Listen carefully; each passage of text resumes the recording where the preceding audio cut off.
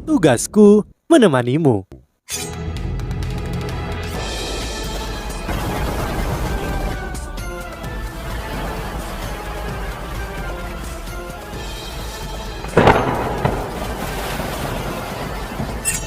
Hai sahabat Pasuk, kembali lagi bersama alur cerita versi novel Solen 2 Sekte Tang yang tak tertandingi. Jangan lupa like, subscribe, dan nyalakan tanda lonceng. Mari kita lanjutkan. Akademi Teknik Kekaisaran Ryu terlalu kuat. Mereka juga telah mempersiapkan dengan sangat baik untuk turnamen ini. Shrek juga muncul dengan masalah. Bahkan jika seluruh tim resmi mereka berkompetisi, mereka mungkin tidak memiliki kesempatan sama sekali. Kaisar Starlo tertawa dan berkata, "Adik perempuan, kamu terlalu khawatir tentang hasil turnamen ini. Akademi Teknik Kekaisaran Ryu sepertimu menganggap turnamen ini terlalu serius. Pada saat yang sama, kamu dan Akademi Teknik Kekaisaran Ryu menganggap ketenaran dan kekayaan terlalu serius. Karena itulah, menurutmu, Akademi Shrek telah melakukan langkah yang salah. Pada kenyataannya, aku pikir mereka melakukan apa yang mereka lakukan sekarang karena makna yang lebih dalam." Putri Juju bingung ketika dia bertanya, "Makna yang lebih dalam?" Kaisar Starlo bertanya dengan suara rendah, "Juju, apa pendapatmu tentang kekuatan keluarga Sukita?" Putri Juju, yang juga dipanggil Su Juju, menjawab tanpa ragu-ragu, "Kita sangat kuat. Kita dapat memimpin pasukan kekaisaran untuk memaksa musuh kita keluar dan menghancurkan garis keturunan Adipati Harimau Putih untuk menjadi pemimpin kekaisaran ini. Karena kekuatan keluarga kita, sangat jarang melihat klan besar seperti keluarga Sukita di benua sekarang. Bahkan ketika Aula Wuhun berperilaku mengerikan saat itu, mereka tidak bisa melakukan apapun pada kita." Kaisar Starlo mengangguk dan berkata, "Kamu benar. Keluarga Sukita sangat kuat, namun keluarga Sukita semakin kecil selama beberapa ribu tahun terakhir. Di generasi kita, hanya kamu dan aku yang mewarisi mahkota bintang. Sekarang, pikirkan tentang Akademi Shrek. Shrek telah berkembang selama 10.000 tahun terakhir, dan mereka juga diam-diam telah melakukan banyak hal untuk benua ini. Banyak kerajaan besar juga takut pada mereka, namun menurutmu, siapa yang benar-benar menyadari kedalaman Akademi Shrek? Dan akankah Akademi Mapan seperti itu membuat kesalahan bodoh? Lebih lanjut lagi, Shrek dapat mengirim kelompok anggota tim resmi lain jika mereka mau. Akademi Shrek tidak pernah kekurangan bakat." Putri Juju bertanya dengan ragu, "Saudaraku, apakah kamu mengatakan bahwa Akademi Shrek tidak menghargai turnamen ini?" Kaisar Starlo, Su Jiawe, menggelengkan kepalanya dan menjawab, "Tidak, Shrek mungkin tidak peduli dengan turnamen ini. Tapi aku yakin mereka sangat menghargai kumpulan siswa muda ini. Mereka yang bermata tajam dapat menjelaskan bakat siswa-siswa ini. Shrek mungkin telah meninggalkan kesempatan untuk menjadi juara turnamen untuk melatih mereka. Kekalahan turnamen tidak menakutkan. Yang menakutkan adalah jika tidak ada penerus. Aku telah menyaksikan Akademi Shrek bersaing di setiap babak. Aku dapat dengan adil mengatakan bahwa setiap siswa memiliki sifat khusus mereka sendiri. Jika mereka dapat berkembang dengan cepat, diberikan 5 hingga 10 tahun, Akademi Shrek akan memiliki masa depan yang sangat cerah, dan itu akan lebih menakutkan." Ketika mencapai titik ini, Su Jiawe, Kaisar Starlo, berhenti dan mengalihkan perhatiannya ke kejauhan. "Adik perempuan, kamu harus ingat, dengan kekuatan Akademi mereka pernah memimpin 3 kerajaan di benua ini untuk membalas Kekaisaran Ryu yang menyerang. Mereka bahkan menyelesaikan gelombang binatang buas dari hutan Stardo. Tanpa mereka sebagai kekuatan penstabil di perbatasan antara kekaisaran kita, Kekaisaran Ryu pasti sudah bergerak. Baiklah, mari kita menonton kompetisi ini." Pada titik ini, kompetisi sudah dimulai. Orang mungkin bertanya-tanya apakah Akademi Mistik menjadi marah karena malu. Anggota pertama yang bersaing adalah pemimpin tim mereka, yang adalah seorang kaisar jiwa. Dia juga yang menarik undian untuk mereka kemarin. Akademi Teknik Kekaisaran Ryu mengirim seorang pemuda yang tinggi dan kurus. Di dalam area istirahat, Guru Wangyan memperkenalkan keduanya ke Yu Hao dan yang lainnya dengan sangat akrab. Pemimpin tim Akademi Mistik namanya Jiang Peng, dan dia adalah seorang kaisar jiwa.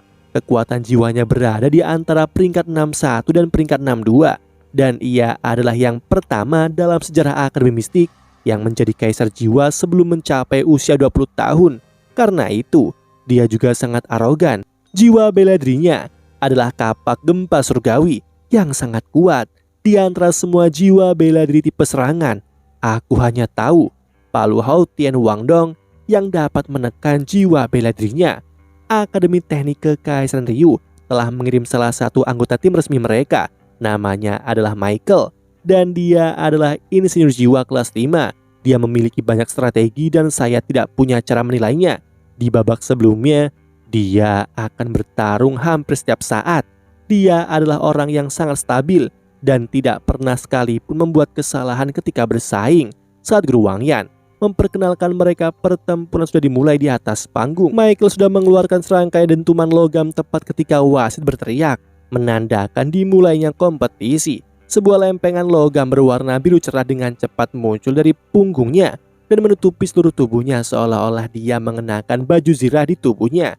Yuho membuka matanya lebar-lebar dan mengamati dengan serius. Dia belum pernah melihat alat jiwa ini sebelumnya, tapi Guru Wang Yan pernah menyebutkan bahwa alat jiwa jarak dekat kelas tertinggi adalah baju besi paling primitif di Kekaisaran Ryu. Namun alat jiwa jenis ini tidak dapat dinilai dengan baju besi sederhana. Kehadirannya sangat meningkatkan kemampuan serangan dan pertahanan pengguna, bahkan bisa memperkuat budidaya penggunanya. Cahaya biru menyala di tangan Michael, dan pedang besar yang berwarna sama dengan baju besi di tubuhnya muncul di telapak tangannya. Cahaya pedang itu bahkan lebih terang daripada baju besinya, dan formasi inti di ujung pedang melepaskan lingkaran cahaya biru. Saat Michael menyelesaikan semua alat jiwanya, lawannya sudah ada di depannya. Jiang Peng pantas disebut sebagai siswa paling berprestasi dalam sejarah Akademi Mistik. Dia tidak melepaskan jiwa bela dirinya ketika dia menyambar ke arah lawannya. Itu karena jiwa bela dirinya akan menyebabkan kecepatannya berkurang. Hanya ketika dia mencapai lawannya, dia melepaskan jiwa bela dirinya. 6 cincin jiwa, 2 kuning, 2 ungu, 2 hitam bangkit dari bawah kakinya secara instan. Sebuah ledakan bergema yang terdengar seperti kilat bergema di langit mengikuti gerakan melompat Jiang Peng. Seberkas sinar ganas yang besar telah turun dari langit. Itu adalah kapak besar. Kekuatan penghancurnya yang sangat besar bisa dirasakan hanya dengan melihatnya. Meraih kapak dengan kedua tangannya, Jiang Peng memotongnya tanpa menggunakan keterampilan jiwa. Kapak gempa surgawi bergema dengan raungan mengancam. Itu disayat ke arah kepala Michael dibantu oleh momentumnya yang jatuh. Michael tidak panik dan dia sedikit menggeser kakinya saat dia memegang gagang pedang dengan kedua tangannya. Dia membuat gerakan menebas ke atas. Dia tidak menargetkan kapak melainkan menyapu ke arah pegangan kapak lawannya. Jiang Peng mendengus. Dia malah menyapu kapaknya menyebabkan bertabrakan kuat dengan pedang. Michael terhuyung mundur saat raungan yang keras terdengar. Momentum Jiang Peng juga berhenti dan tubuhnya bersinar dengan serangkaian cahaya listrik. Yuho segera mengerti bahwa baju besi dan pedang Michael membawa efek kilat. Deskripsi Guru Wang Yan juga membuat Yuho semakin terkejut. Guru Wang Yan berkata di babak sebelumnya, Michael juga menunjukkan kemampuan serangan jarak jauhnya. Ini adalah pertama kalinya dia menggunakan alat jiwa pertarungan jarak dekat. Penjelasan Guru Wang Yan menyebabkan Yuho terpana. Kemampuan Akademi Teknik Kekaisaran Ryu telah mencapai standar yang luar biasa. Arogansi Jiang Peng telah sedikit menurun sekarang. Dia secara alami tahu pentingnya putaran ini untuk Akademi Mistik. Hanya jika ia berhasil menyingkirkan beberapa lawan, maka mereka memiliki peluang untuk memenangkan kompetisi individu hari ini. Ini juga mengapa dia tidak menggunakan keterampilan jiwanya ketika dia mencapainya. Dia perlu menyembunyikan kekuatan dan kemampuan jiwanya sehingga dia bisa bertahan lebih lama. Namun Michael jauh lebih kuat dari yang dia duga. Seluruh tubuhnya mati rasa, dan ini bukanlah perasaan yang baik. Jiang Peng tahu bahwa dia tidak bisa lagi menahan diri. Kalau tidak, dia akan dirugikan. Saat dia berpikir sampai titik ini, cincin jiwanya yang ketiga menyala ketika dia berbalik. Cincin jiwa ungu ribuan tahun itu memancarkan cahaya elegan, sementara kapak gempa surgawi telah bergerak di tengah serangkaian ledakan udara yang meledak. Kapak gempa surgawi ini pantas disebut sebagai alat jiwa tipe serangan yang kuat oleh Guru Wang Yan. Setelah menabrak, kapak besar berputar di udara seperti cakram cahaya besar yang memancarkan sinar dingin. Bulan purnama yang gelap turun dari langit. Itu berhasil mengejar sosok berlari Michael dalam sekejap mata. Yuho melihatnya dengan jelas kali ini. Armor dan pedangnya melepaskan aura petir biru yang intens saat dia menghunuskan pedangnya, tepat dengan cepat berkumpul menuju ujung pedang sebelum dilepaskan dengan brutal sekali lagi. Namun Michael salah perhitungan kali ini. Jiang Peng melambaikan kedua tangannya di kejauhan, dan kapak gempa surgawi yang awalnya galak tiba-tiba berubah arah di udara. Itu menarik busur yang tampak aneh dan berayun di belakang Michael langsung. Bila kapak menebas dengan berat, reaksi Michael tidak lambat. Dia melompat maju segera ketika dia menyadari bahwa ada sesuatu yang salah. Cahaya yang kuat ditembakkan oleh alat pendorong jiwa ke belakang berusaha menahan serangan dari kapak gempa surgawi. Tetapi seorang kaisar jiwa adalah seorang kaisar jiwa. Alat jiwa pada tubuh Michael ini sangat kuat, tapi Jiang Peng juga bukan lawan yang mudah. Bagaimanapun, dia adalah talenta top dalam sejarah Akademi Mistik. Dia dapat mengaktifkan kapak gempa surgawi untuk menyerang secara beruntut hingga maksimal 18 kali. Ini adalah pertama kalinya gerakan pembunuh ini ditunjukkan dalam pertandingan individu. Di depan kapak gempa surgawi, cahaya yang ditembakkan oleh pendorong jiwa langsung terbelah dan kapak itu menghantam punggung Michael dengan keras. Pada saat berikutnya, setelah kapak gempa surgawi menyerang, suara ledakan tumpul terdengar. Dampaknya menyebabkan Michael didorong ke depan. Kapak yang menusuk terus bergerak maju dan Michael memuntahkan darah segar. Dia terhuyung-huyung saat jatuh ke depan. Wasit turun tangan tepat waktu dan memblokir kapak gempa surgawi di udara. Dia juga mengumumkan akhir kompetisi. Jiang Peng menarik kembali jiwa bela dirinya. Berbalik, dia memberi jarinya ke arah tim Ryu di ruang tunggu. Dengan ekspresi dingin dan sombong di wajahnya, Xiao Honcheng mengeluarkan suara berdesir saat dia berdiri. Dia akan naik ke atas panggung tetapi dihentikan oleh Marulong. Xiao Honcheng memelototinya, tapi Marulong menggelengkan kepalanya dan menatapnya. Setelah itu, dia berjalan sendiri ke atas panggung. Selama putaran tim, menggunakan alat jiwa akan mencapai efek yang cukup besar. Tetapi dalam putaran individu, sulit untuk menggunakan alat jiwa untuk menebus kesenjangan antara Raja Jiwa dan Kaisar Jiwa. Sangat penting untuk mengetahui bahwa Jiang Peng bukan hanya seorang Kaisar Jiwa biasa, tetapi bakat yang dibina oleh Akademi Mistik. Mereka telah mengumpulkan semua sumber daya untuk merawatnya. Michael dikirim untuk bersaing terlebih dahulu, tetapi tidak dengan harapan mengalahkan Jiang Peng. Tujuannya adalah untuk menghabiskan sebagian dari kekuatan jiwanya. Namun sepertinya Akademi Teknik Kekaisaran Ryu akan menjadi pihak yang kurang beruntung jika ini terus berlanjut. Mata Guru Wang Yan bergeser sedikit ketika dia melihat Michael dikalahkan. Dia memikirkan sesuatu di hatinya. Meskipun alat jiwa Akademi Teknik Kekaisaran Ryu sangat kuat, kekuatan seorang insinyur jiwa bisa dikatakan bergantung sepenuhnya pada alat jiwa. Melawan master jiwa elit dalam tahap kompetisi terbatas, mereka tidak akan memberinya banyak keuntungan. Jiang Peng telah memaksa Marulong untuk bersaing. Bagi para pengamat, ini adalah hal yang baik. Sampai batas tertentu, kemampuan dan metode pemimpin tim Akademi Teknik Kekaisaran Ryu ini akan menjadi kunci kemenangan di final. Jiang Peng sedikit ketakutan ketika melihat Marulong adalah yang berikutnya untuk bersaing. Dia menyipitkan matanya saat dia memegang kapak gempa surgawi. Jika dia bisa mengalahkan Marulong, Akademi Mistik mungkin benar-benar memiliki kesempatan untuk mengubah keadaan. Pertempuran ini akan sangat krusial. Aku akan mengalahkanmu. Jiang Peng mengarahkan kapak gempa surgawinya ke arah Marulong. Dia berusaha memprovokasinya. Marulong tertawa lembut. Apakah kamu pikir ini akan memprovokasiku?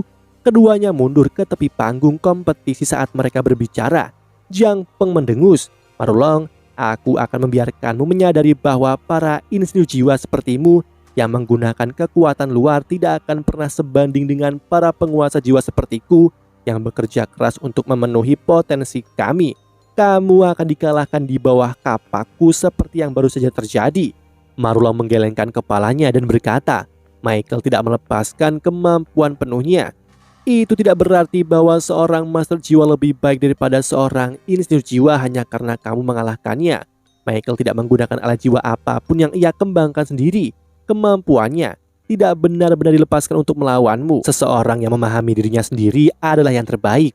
Sehingga seorang insinyur jiwa hanya pada kondisi puncaknya ketika ia menggunakan alat jiwanya sendiri. Aku menciptakan setiap alat jiwa yang kugunakan.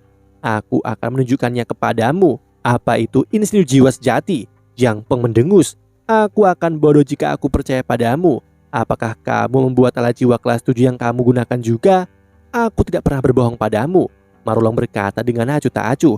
Pada titik ini, mereka sudah mencapai tepi panggung kompetisi. Ketika wasit berteriak, pertandingan dimulai. Pertempuran besar pun terjadi. Jang Peng melesat maju ke arah Marulong. Marulong mengangkat tangan kanannya. Sebuah tong logam yang panjangnya sekitar 1,5 meter dan lebarnya 10 cm muncul di telapak tangannya. Dia kemudian mengangkatnya ke bahunya dan melepaskan jiwa bela dirinya. Pelepasan jiwa bela diri Marulong menyebabkan tubuhnya mengalami perubahan aneh. Jiwa bela dirinya disebut sebagai kera roh berkepala besar. Jiwa bela diri tipe bantu. Dia melakukan ini untuk melepaskan kekuatan yang lebih besar dan bertahan lebih lama seperti kebanyakan insinyur jiwa. Keterampilan jiwa Marulong juga digunakan untuk membantu meningkatkan kekuatan jiwanya atau untuk meningkatkan ledakan kekuatan jiwanya. Ini juga merupakan alasan penting mengapa dia bisa menciptakan alat jiwa kelas 7 yang berada di luar levelnya. Marulong adalah seorang jenius mutlak dalam produksi alat-alat jiwa di Akademi Kekaisaran Ryu. Jika bukan karena kultivasinya yang kurang, ia sudah memenuhi syarat untuk menjadi insinyur jiwa kelas 7. 6 cincin jiwa, 2 kuning, 2 ungu, dan 2 hitam muncul bersamaan. Laras perak juga memancarkan sinar intens di saat berikutnya. Bola cahaya keperakan melesat ke arah Jang Peng yang bergegas mendekat. Bola cahaya itu terbang dengan kecepatan tinggi dan hampir mencapai Jang Peng. Perhatian Jang Peng sepenuhnya terfokus pada tubuh Marulong dan ia secara alami waspada. Dia langsung menghindar saat melihat Marulong menyerang. 3 sosok terbentuk saat pancaran dari cincin jiwa keduanya melesat.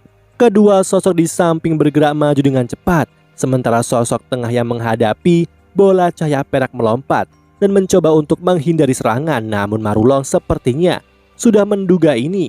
Adaptasi Jang Peng tampaknya sia-sia. Bola perak tiba-tiba berhenti. Ledakan dahsyat terdengar di saat berikutnya. Cahaya perak yang intens memenuhi seluruh panggung. Semua penonton di Starlo Plaza langsung menutup mata karena cahaya yang kuat. Meskipun Jang Peng telah dibagi menjadi 3, dia masih menanggung beban terberat dari serangan ini dan berteriak kesakitan di bawah cahaya perak yang intens. Saat dia menutup matanya dengan cepat, semuanya sudah memutih. Marulong menggunakan tindakannya untuk membuktikan kepada semua orang bahwa senjata yang tepat adalah senjata terbaik. Jang Peng kehilangan pandangan dan ledakan momentum di depan terhenti. Menggunakan tangan kirinya untuk menutupi matanya, dia dengan cepat mundur menggunakan kekuatan jiwa. Pada saat yang sama, kapak gempa surgawi mengungkapkan proyeksi kapak yang melindungi tubuhnya. Dibandingkan dengan dia, Marulong tampak sedikit lebih santai. Dia tetap berdiri di tempatnya. Tidak ada yang berhasil melihat bagaimana dia melakukannya. Tetapi tiba-tiba, lebih dari 10 peluru cahaya kecil dengan cepat terbang keluar dari punggungnya, diluncurkan ke segala arah secara bersamaan. Setelah itu, ledakan keras bergema dari berbagai arah di panggung kompetisi. Suara ledakannya dihasilkan menusuk telinga. Di tengah serangkaian ledakan, Jang Peng kehilangan ketenangannya. Dia dengan panik melambaikan kapaknya dan bahkan menggunakan keterampilan jiwa keempatnya untuk melepaskan lebih dari 10 proyeksi kapak besar. Yu Hao menonton dengan sangat serius. Dia ingin tahu bagaimana para insinyur jiwa Kekaisaran Ryu berperang. Sebagai seorang master jiwa, dia ingin belajar bagaimana para insinyur jiwa menghadapi para penguasa jiwa dalam pertempuran. Dia telah mendapatkan banyak inspirasi dari percakapan antara Jang Peng dan Marulong. Dia terutama dikejutkan oleh kata-kata Marulong bahwa hanya dia yang bisa memahami dirinya sendiri dan bahwa dia menciptakan alat jiwanya sendiri. Saat pertempuran dimulai, Marulong dengan cepat mengambil inisiatif. Yu Hao tidak berpikir ini kebetulan. Marulong kuat bukan dalam hal alat jiwa, tetapi penilaian yang akurat tentang situasi. Keahlian pertama yang dia gunakan membatasi penglihatan dan pendengaran lawannya. Metode ini tidak pernah terdengar. Jadi tidak heran jika Jang Peng ditipu. Tentu saja, efeknya tidak akan sama jika metode yang sama digunakan lagi. Pada titik ini, alat jiwa pada tubuh Marulong menunjukkan transformasi lain. Sebuah meriam emas yang panjangnya sekitar 1 meter muncul di bahunya. Detik berikutnya, seberkas sinar tipis berwarna merah darah melesat keluar. Detik berikutnya, setelah keterampilan jiwa keempat Jang Peng selesai, seberkas cahaya merah darah muncul di depannya. Pada tingkat kaisar jiwa, seseorang akan mengembangkan indera yang cerdik. Jang Peng menyadari krisis yang akan terjadi meskipun penglihatan dan pendengarannya sangat terpengaruh ketika cahaya merah darah melonjak. Dia tanpa sadar mengayunkan kapak gempa surgawi secara horizontal di depannya dan memblokir garis cahaya merah darah. Tidak ada suara ledakan. Sebuah lubang merah kecil muncul di kapak gempa surgawi setelah cahaya merah darah melakukan kontak dengannya. Meskipun Jiang Peng sudah menghindar, cahaya merah darah masih menembus bahu kirinya. Lubang terbentuk. Yu Hao bahkan belum pernah mendengar alat jiwa jenis ini sebelumnya, apalagi melihatnya. Yang lebih menakutkan adalah setelah cahaya merah menembus melalui kapak gempa surgawi dan tubuh Jiang Peng, penghalang pertahanan yang diciptakan oleh 108 master jiwa juga ditembus. Udara berbau terbakar dimanapun cahaya merah melewatinya. Jiang Peng mengerang kesakitan dan tubuhnya bergetar hebat, namun dia tidak berniat untuk mundur meskipun bahu kirinya telah ditusuk. Dia meraung dan melemparkan kapak gempa surgawi keluar lagi. Kali ini cincin jiwa keenamnya yang paling kuat melintas dengan cahaya yang cerah. Tanpa ragu, ini bukan kesempatan yang baik untuk menggunakan cincin jiwa keenamnya, tapi Jiang Peng tidak bisa menunda lebih jauh. Matanya terbakar karena cahaya. Dia sepenuhnya menyadari bahwa matanya tidak akan pulih sebelum kompetisi ini berakhir. Lawannya juga tidak akan memberinya kesempatan untuk mendapatkan kembali pendengarannya. Bahkan suara ledakan kecil sekarang cukup untuk menyebabkan gangguan parah pada pendengarannya. Namun Jiang Peng tidak hanya berdiri di sana secara pasif. Ketika dia dipukul, dia juga merasakan di mana Marulong berada, dan dia melemparkan kapak gempa surgawi ke arah itu. Suara dentuman yang menusuk telinga terdengar terus-menerus saat kapak besar itu berputar dengan cepat di udara. Cahaya hitam tebal melonjak keluar dengan gila-gilaan dari kapak gempa surgawi dan menyebabkan ukurannya berkembang pesat. Cahaya hitam tebal itu seperti lubang hitam yang menelan semua cahaya di sekitarnya. Bahkan para penonton pun ketakutan saat menyaksikan dari jauh. Marulong juga berubah serius. Dia tidak berusaha menghindar. Kekuatan hisap yang kuat sedang dilepaskan dari kapak gempa surgawi. Meskipun kekuatan hisap ini tidak cukup untuk menyeretnya, itu mencegahnya bergerak dari posisinya. Kekuatan yang tak terlukiskan dan menakutkan tiba-tiba meledak setelah muncul di tanah di bawah Marulong, dan sebuah simbol lingkaran hitam aneh terbentuk di bawah kakinya. Api tebal dan hitam keluar dari tanah. Pada titik ini, kapak gempa surgawi hitam pekat yang telah membesar 2 kali lipat turun dari langit saat membawa suara hitam yang menyilaukan. Keahlian jiwa keenam kapak gempa surgawi adalah gempa bumi iblis kegelapan, yang merupakan serangan target tunggal untuk melepaskan kemarahan surga. Demikianlah kisah untuk kali ini. Sahabat Pasuk, jangan sedih, jangan bimbang, apalagi galau, karena aku kan selalu menemanimu.